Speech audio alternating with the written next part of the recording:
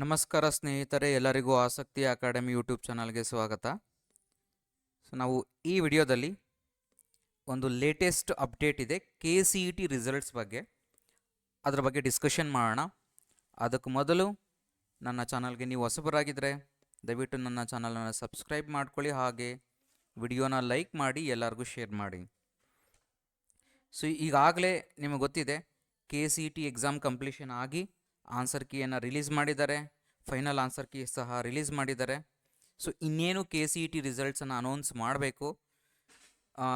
NEET exam examination next month ಇರೋದ್ರಿಂದ so KCET counselling ಯಾವುದೇ ರೀತಿಯಾಗಿ ಡಿಲೇ ಮಾಡದೆ ಇಂಜಿನಿಯರಿಂಗ್ ಸಪ್ರೇಟಾಗಿ ಮತ್ತು ಮೆಡಿಕಲ್ ಸಪ್ರೇಟಾಗಿ ಕೌನ್ಸಿಲಿಂಗನ್ನು ಮಾಡೋದಕ್ಕೆ ನಿರ್ಧರಿಸಿದ್ದಾರೆ.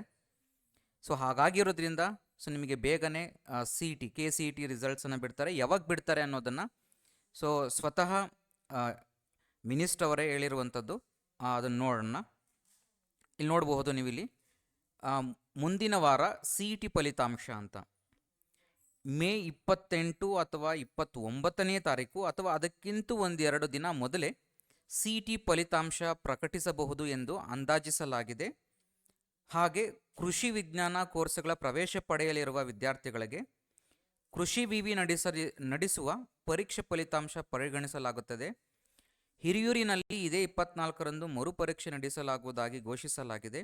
ಈ ಕಾರಣದಿಂದ ಫಲಿತಾಂಶವು ಅಂದುಕೊಂಡಿದ್ದಕ್ಕಿಂತ ಒಂದೆರಡು ದಿನ ವಿಳಂಬವಾಗಬಹುದು ಎಂದು ಡಾಕ್ಟರ್ MC ಸುಧಾಕರ್ ಅವರು ತಿಳಿಸಿದ್ದಾರೆ. ಸೊ ಇಲ್ಲಿ ಮಿನಿಸ್ಟರ್ ಸರೇ ಹೇಳಿದ್ದಾರೆ, ಇಲ್ಲಿ ಡಾಕ್ಟರ್ MC ಸುಧಾಕರ್ ಸರೇ ಹೇಳಿದ್ದಾರೆ, ಮೇ 28ನೇ ತಾರೀಕು ಅಥವಾ 29ನೇ ತಾರೀಕು ರಿಸಲ್ಟ್ಸು KCET ರಿಸಲ್ಟ್ಸನ್ನು ರಿಲೀಸ್ ಮಾಡ್ತೀವಿ ಅನ್ನೋದ್ರ ಬಗ್ಗೆ. ಇದು ಇನ್ನೂ ಒಂದು 2 ದಿನ ಮುಂಚೆನೇ ಬರಬೇಕಾಗಿತ್ತು ರಿಸಲ್ಟ್ಸು.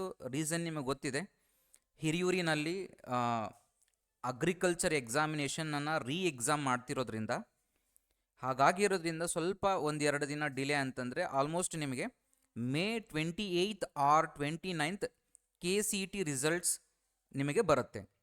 ಅದರ ಜೊತೆಗೆ ಈ ವರ್ಷ ಇನ್ನೊಂದು ಅಡಿಷನಲ್ ಪಾಯಿಂಟನ್ನು ನೀವು ನೋಡಬಹುದು, ಇಂಜಿನಿಯರಿಂಗ್ ಶುಲ್ಕ 7.5% ಹೆಚ್ಚಳ ಅಂತ. ಅಂದರೆ ಲಾಸ್ಟ್ ಇಯರ್ ನಿಮಗೆ ಫೀಸಿನಲ್ಲಿ ಯಾವುದೇ ಚೇಂಜಸ್ ಇರಲಿಲ್ಲ.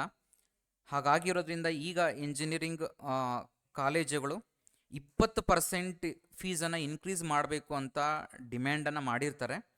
ಆದರೆ ಸರ್ಕಾರ ಇದಕ್ಕೆ 20% ಆಗೋದಿಲ್ಲ, ಒಂದು 7.5% ಮಾತ್ರನೇ ಫೀಸನ್ನು ಇನ್ಕ್ರೀಸ್ ಮಾಡಬಹುದು ಅನ್ನೋ ವಿಚಾರವಾಗಿ ಸೊ ಹೀಗಾಗಿ ಹೇಳಿದ್ದಾರೆ. ಸೊ 7.5% ಈಗ ಅರ್ಲಿಯರ್ ಏನು ಫೀಸ್ ಇತ್ತು ಆ ಫೀಸಿನ ಜೊತೆಗೆ ಒಂದು 7.5% ಫೀಸು ನಿಮಗೆ ಇನ್ಕ್ರೀಸ್ ಆಗುತ್ತೆ ಈ ವರ್ಷ ಇಂಜಿನಿಯರಿಂಗ್ ಫೀಸ್. ಸೊ ಇಷ್ಟು ಇವತ್ತಿನ ವಿಚಾರ.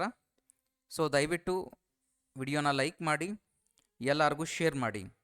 Thank you all.